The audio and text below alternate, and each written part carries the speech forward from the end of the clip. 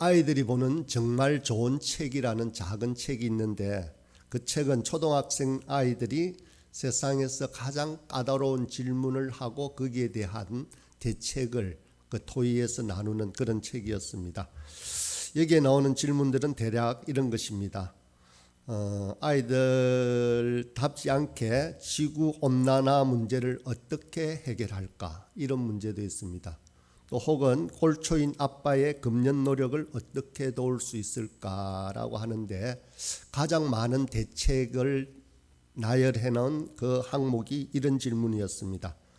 이 세상 모든 사람들이 외로움에서 벗어날 수 있는 좋은 방법을 제안해 보라라는 것이었습니다. 아이들의 대답입니다. 첫 번째는 아주 엉뚱하게 이런 대답들이 있었습니다. 외로운 사람을 찾아서 이름과 주소를 물어본다. 그 다음에는 외롭지 않은 사람들을 찾아서 이름과 주소를 물어본다. 양쪽 명단의 수가 같아지면 동시에 신문의 게재에서 짝을 지어준다. 아이들 답죠.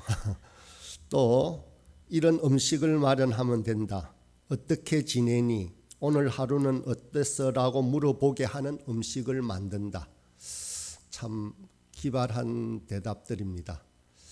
어저께 뉴스에 보니까 서울 시내에 얼룩말 한 마리가 배회하고 있어서 그 얼룩말 한 마리를 다시 포획해서 다시 그 동물원으로 보냈다는 뉴스가 나옵니다. 사육사가 이런 말을 했습니다. 1년 사이에 그 아비 얼룩말과 어미 얼룩말이 죽었더랬습니다. 그러자 이 얼룩말이 외로워서 축사에 들어가지도 않고 내내 배회하다가 자기 키의 몇 배가 되는 그 울타리를 뛰어넘어서 나갔다라고 합니다. 이처럼 꼭 아이들뿐만 아니라 동물뿐만 아니라 우리 일반 어른들의 세계에서도 가장 큰 관심은 바로 이 외로움에서 벗어나는 것입니다. 외로움만큼 아픈 고통은 없습니다. 왜 외로울까요? 물론 어떤 사람은 자신은 외롭지 않다고 혼자서도 충분히 잘 지낼 수 있다라고 합니다. 또 다른 사람들과 충분히 이해하고 잘 지낼 수 있다. 그래서 결코 외롭지 않다라고 말합니다.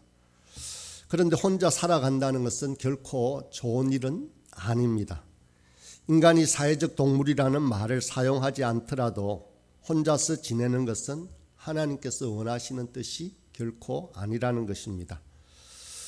그런데 많은 사람들과 함께 있으면서도, 심지어는 교회 공동체 속에 있어도 늘 자신이 외톨이가 된 기분이 들 때가 있습니다. 무리 속에서도 외로움을 느낀다면 반드시 이 문제를 해결해야 하는 것입니다. 외로움에 관해서 위인들이나 명사들이 무엇이라고 말했는지를 한번 인터넷에 검색을 해보았습니다. 참으로 많은 글들이 있었습니다. 그 중에 몇 가지만 소개해 보겠습니다. 데레사 수녀는 외로움을 현대 사회의 문둥병이라고 말을 했습니다. 그리고 정신지체자들의 공동체인 라르시를 만드는 장바니에라는 사람은 누구나 외로움이라는 깊은 상처를 안고 있다. 우리는 과도한 활동이나 텔레비전 시청 등 온갖 방법을 동원해서 이 무서운 외로움에서 벗어나려고 버둥거린다라고 말을 했습니다. 또 알베르트 슈바이츠 박사는 이렇게 말을 했습니다. 우리는 늘 같이 있지만 외로움으로 죽어간다라고 말했습니다. 외로움은 아무리 미사여구의 수식어를 붙여서 미화하더라도 결코 좋은 것이 아니라는 것입니다. 사람들이 자기 인생에서 자신의 시간과 공을 들여서 추구하고자 하는 목표가 대체로 보면 두 가지가 있습니다. 하나는 성공하자는 것입니다. 성공하고 싶다라는 것입니다. 또 다른 하나는 관계입니다. 시합이나 직장에서 성공을 거두는 일에 목표를 두는 사람들이 있습니다. 그러나 그 어떠한 성공이나 목표를 달성하더라도 관계에 실패한 사람은 결코 행복하다라고 할 수 없습니다. 자신의 속내를 나누는 친구 하나 없이 외로움에 떠는 사람은 결코 행복하다라고 할 수 없습니다. 부와 명성과 권력을 한꺼번에 거머쥐었지만 열린 마음 한 조각 얻지 못하는 사람은 결코 행복하지 않다는 것입니다. 돈이 아무리 많아도, 직장에서 아무리 높은 자리에 올라도 결국 우리에게 중요한 것은 바로 사람입니다. 멋진 관계를 쌓는 사람, 함께 웃고 울고 배우고 또 노력하고 그렇게 서로 사랑하면서 살아가는 사람이 위대한 사람인 것입니다. 우리는 하나님으로부터 하나됨을 알도록 그렇게 지음을 받았습니다. 이 하나됨을 알지 못하면 고통스럽습니다. 그래서 외로움이 지극히 그토록 고통스러운 것입니다. 창세기를 보면 하나님은 지으신 모든 것이 보시기에 좋았다라고 말씀하셨습니다. 그런데 하나님은 자신의 형상을 따라 인간을 창조했습니다.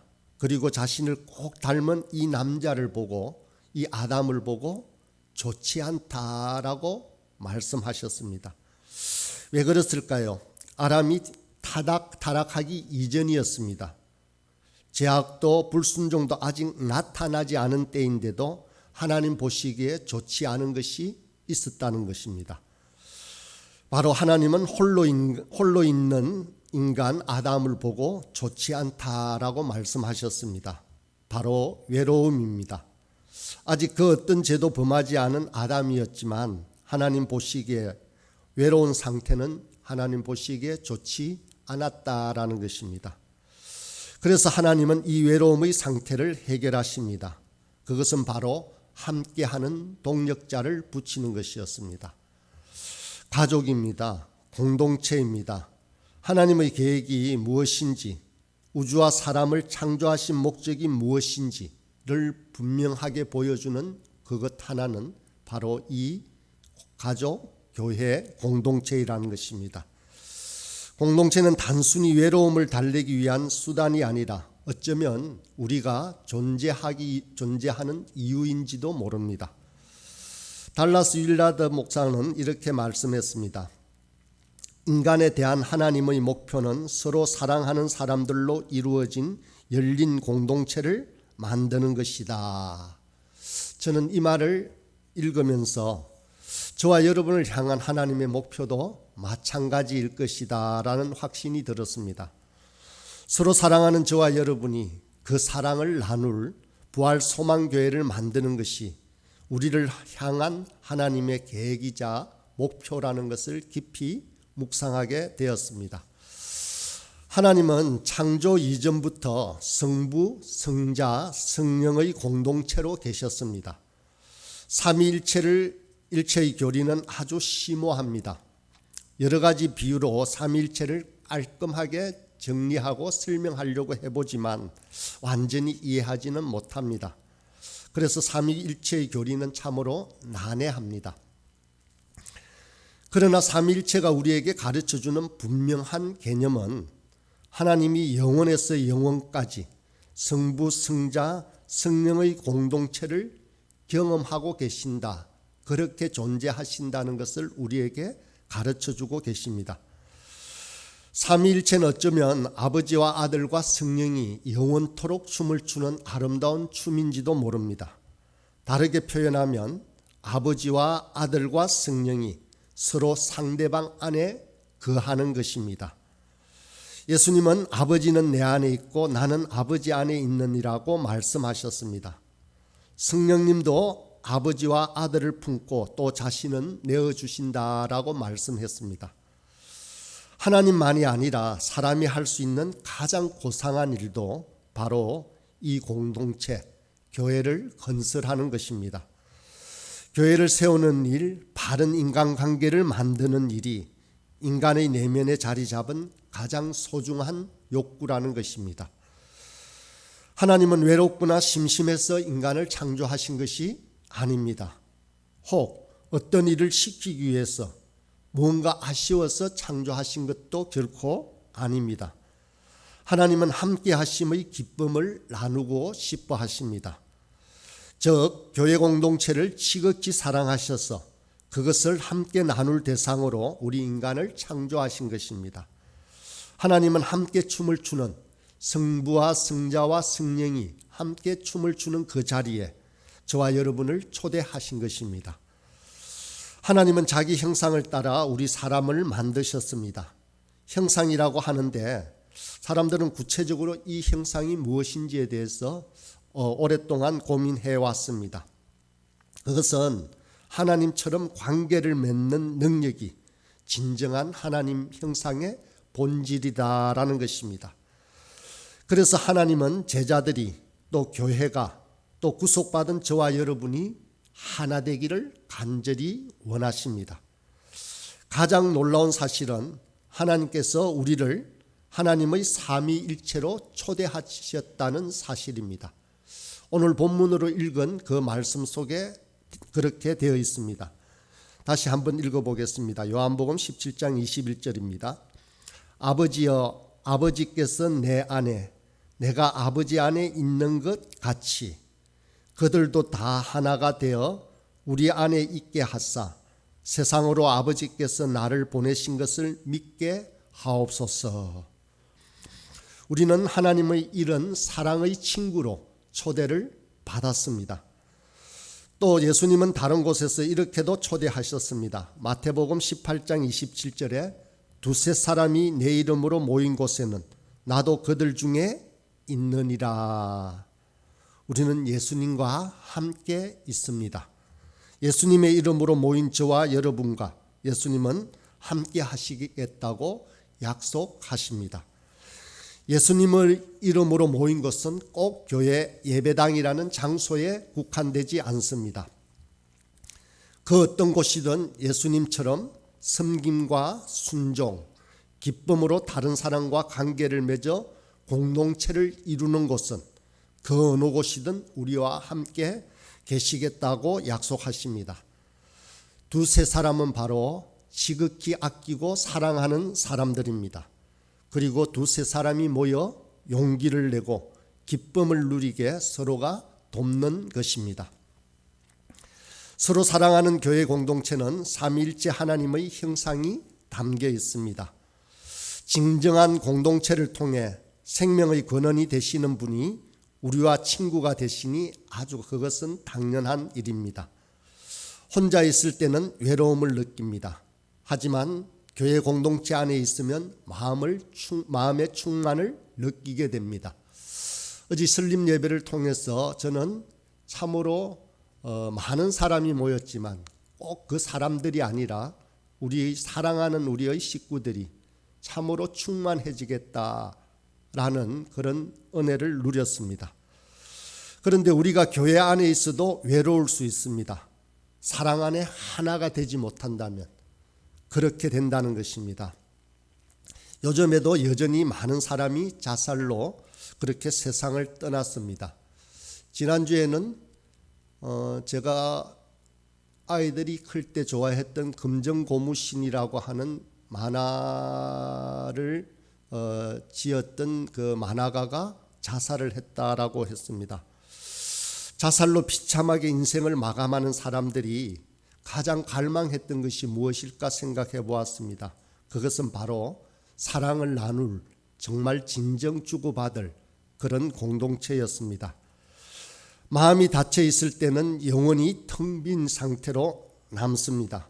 그러나 공동체, 특히 하나님의 공동체인 교회 안에서 마음은 생명을 얻습니다. 교회를 통해 우리는 소유의 기쁨, 존재를 인정받고 사랑받는 기쁨, 나누면서 성장하는 기회와 진정한 안식처를 찾는 데서 안도감을 느낍니다. 그러므로 서로를 격려하고 남을 나보다 낮게 여기며 품어줘야 합니다. 그래야 하나 됩니다. 그래야 우리는 외롭지 않습니다. 바울 사도도 이렇게 권면하고 명령했습니다. 성령의 하나 되게 하신 것을 힘써 지키라라고 했습니다. 믿음의 공동체 안에서 우리는 이 하나됨을 지켜야 합니다.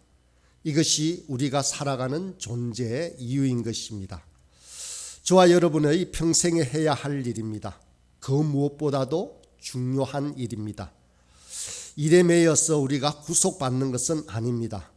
여러분을 자유롭게 하는 진리 안에서 살아가는 일입니다. 그런데 사람들은 오히려 이런 것들을 속박당할까 두려워합니다. 예수님을 믿으면 속박되고 구속된다라고 생각하는데 성경은 자유롭다고 합니다. 그런데 자꾸 자유롭다라고 성경은 권면하고 명령하는데도 제재받는다라고 생각합니다. 그러면 외로움을 느끼게 됩니다. 믿지 않는 사람들만 아니라 믿는 사람들 안에서도 그렇게 구속이나 제재를 받는다라고 그럽니다. 그래서 자신뿐만 아니라 다른 사람에게도 제재를 가하려고 합니다. 결국은 바리새인과 같이 되고 마는 것이죠. 바리새인에게는 기쁨이 없습니다. 외로울 수밖에 없습니다. 모든 사람은 진정으로 하나님을 만나기 전에는 외로울 수밖에 없는 존재입니다. 하나님을 만나기 전에는 어떤 모임도 어떤 공동체도 진정한 자유를 누릴 수 없습니다. 외로움에서 벗어날 수 없다는 것입니다. 현대 사회는 참으로 많은 모임이 있습니다. 각종 동호회가 난무합니다. 그러나 하나님이 없는 공동체는 근본적인 외로움을 극복할 수가 없습니다. 이것이 하나님이 교회를 만드신 이유입니다. 하나님께서 저와 여러분에게 간절히 소망하는 것도 바로 사랑으로 하나 되는 것입니다. 그래야 외로움의 고통에서 벗어날 수 있습니다. 그래야 저와 여러분은 사랑을 받는, 사랑을 나누는 하나님의 자녀가 되는 것입니다. 우리가 진정 하나 되는 모습을 보고 세상은 하나님을 믿게 됩니다. 물론 우리 서로는 많이 부족합니다. 완전한 자는 한 사람도 없습니다. 그렇지만 우리 하나님은 우리가 성부, 성자, 성령의 하나됨 같이 하나 되기를 원하십니다. 우리가 하나 되는 것이 바로 그렇게 아픈 외로움을 겪지 않게 되는 비결이라는 것입니다. 다시 오늘 본문을 한번 읽고 마치도록 하겠습니다. 예수님께서 잡히시기 전날에 간절히 아버지 하나님께 기도하신 내용입니다. 아버지여, 아버지께서 내 안에, 내가 아버지 안에 있는 것 같이 그들도 다 하나가 되어 우리 안에 있게 하사 세상으로 아버지께서 나를 보내신 것을 믿게 하옵소서. 예수님의 이 간절한 기도가 이 아침 저와 여러분의 기도가 되길 간절히 소원합니다.